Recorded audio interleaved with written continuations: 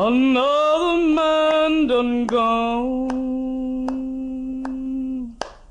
Another man done gone. Another man done gone from the collar farm. Another man done On January 7, 2005, two black people died in Germany in the hands of the police, of the German police. The first one we got to know was in Bremen, in the German city, where another African, Laye Kunde, was suffocated with a forced medicament for him to vomit, and then he later died in the hospital from coma. The second thing that happened in the same day was Oury Jalloh, a Sierra Leonean refugee who was arrested on the street, taken to the police cell in Dessau. He was chained on leg and feet, I think at 8 in the morning. I don't really know the exact time, but 3 to 4 hours later, he burned in the cell. And until today, we're still asking the same question, what really happened to Oury Jalloh, because even the German justice system has not been able to answer it. He had a long chain on. He had a long chain on. He had a long chain on. He had a long chain on. After Oury Jalloh's death on the 7th of January 2005, we tried through lawyers to see what possibilities there are to bring out the truth. It was very difficult. We took lawyers, 2 of them, and because of the situation or the circumstances in which Oury Jalloh died, the German state, the police, wanted to send back his body to Guinea, and through the initiative, in remembrance of Oury Jalloh, we had to make a second post-mortem, and in this second post-mortem, it was where we discovered that Oury Jalloh had a broken nose. It was also where we discovered that Oury Jalloh had an injury in his middle ear. And all the time we're asking, where were all these injuries in the first post-mortem, which just said Oury Jalloh died out of the effect of heat that he inhaled. So we migrants, refugees, have the belief that we cannot get justice from the state. We decided to try it one more time. We said, if this is a democratic society, if this is a constitutional society, where the constitution is respected, where everyone should be seen equal, then we should give it a chance so they could try to explain through the court how one of us could be burned in a police cell. They killed another man. They killed another man. They killed another man. They killed another man. Killed another man. But later on the 27th of March 2007, we succeeded in bringing the case to the regional court. And in bringing this case to the regional court, we thought a different charge would be brought upon them, the charge of murder. It wasn't. There were 2 charges brought upon 2 police people. One was that of negligence, of overseeing a lighter, and the other was that of negligence, of not reacting quickly when Oury Jalloh was burning. So 2 charges against 2 police officers. And through then, what our lawyers, what the state attorney, the state prosecutor, and the judge have concentrated on is just about how first Oury Jalloh was searched, and secondly, what was the time frame that could have been the cause of Oury Jalloh's death. So the time between the lighting of the fire and when Oury Jalloh died. And this time was said to be 6.5 minutes. So this has been concentrated on.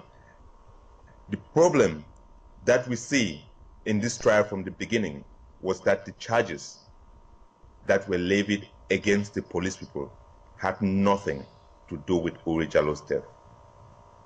The charges that were levied against the police officers just had something that the state could use to show the public that they are trying to look for the truth, that they're trying to see how Oury Jalloh died. He had a long chain on. He had a long chain on. He had a long chain on. He had a long chain on.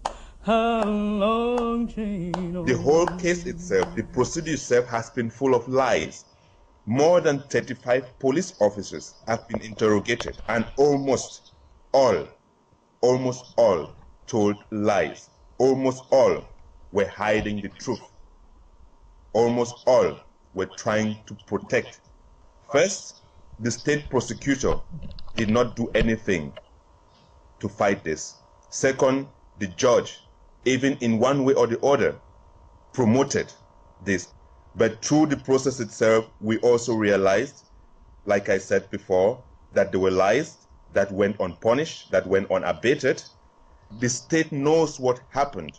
The police officers know what happened on this day, 7th of January. But all of them are trying to create a collective way of lying. The judge even says everything that happened on this fateful day was supposed to happen or had to happen, and he used Murphy's Law to try to defend it. He said it not once, he said it not twice, and shortly in August, he made an open statement, even now that the court is, the process almost coming to an end. In August, he already said, we are just doing obligatory process days because I think he has already made his decision. And it's clear for us that the police officers are not going to be punished.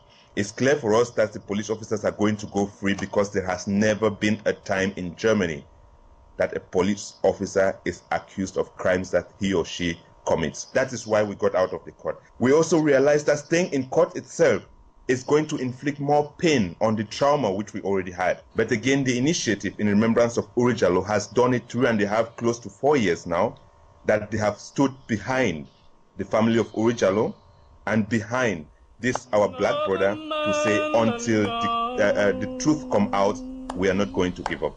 Another man done gone. Another man done gone from the county farm. Another man done gone. Lift up your heads, O ye gates, and be ye lifted up, ye ever-living black people. King of glory shall come in. Arise, black man, arise. Arise and know thyself. Arise, black man, arise. Arise and know thyself. We've been sitting in the dirt too long, and it seems we don't know when we're right or wrong. But help me sing my song, black man, arise. As a black man in this country, you have no protection. As a black man in this country, against the police, you have no chance. And as a black man in this country, if you don't fight for your own rights, which most of the time you don't get, you might even not exist at all. Getting into this process itself, getting into this campaign itself, it has never been my wish to win. It has been my wish to protect myself and my other brothers and sisters so that what happened to Oury Jalloh never happens again. I am proud, really, to be part of these activists that really took up the case of Oury Jalloh, because it is one of the cases where I've seen, even in dying, even in being persecuted, we still continue. And I think it's one of the longest campaigns that has gone to in Germany to carry out a consistent action from the first day till the last. We have made it clear with this process. Actually, we couldn't have the possibility to do it in other processes, but because we followed these processes up till the end, the state's end of investigation, we've realized also that justice in Germany for refugees and migrants, one more time, doesn't exist. Arise, black man, arise. Arise and know thyself. Arise, black man, arise. Arise and know thyself. For the time of rights is now. And you don't have to ask me how. You got to make a move. Black man, arise. In which we find ourselves in Germany, the refugees and migrants, if we could do this, we went out of our boundaries.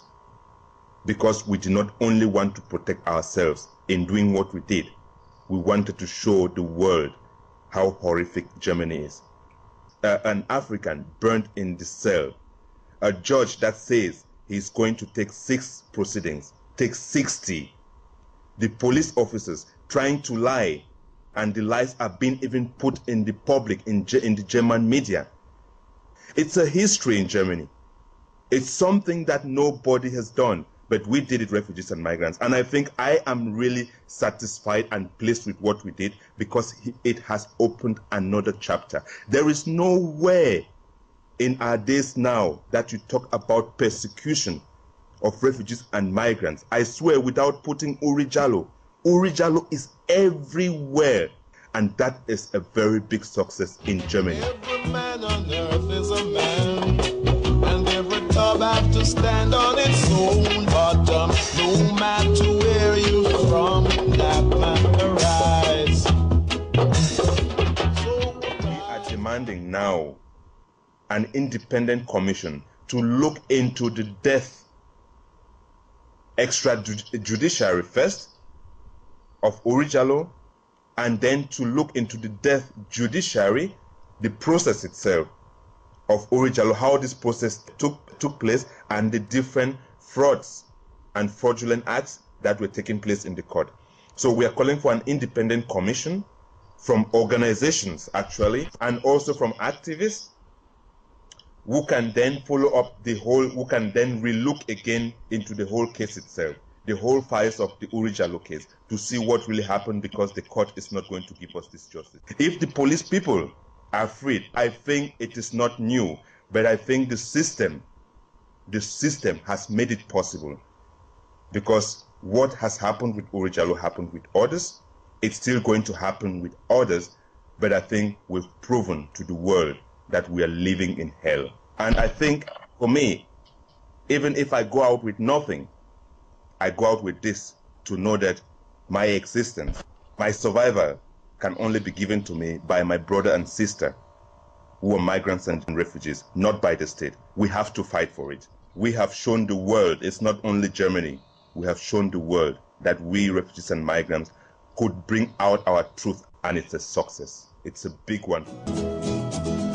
Nosotros hagamos la historia y otros las escriban en un mundo mejor. Buscar la lucha adentro por transformar el mundo significa amor. Ayúdenla, que sea humana la humanidad. Ayúdenla, que sea humana la humanidad.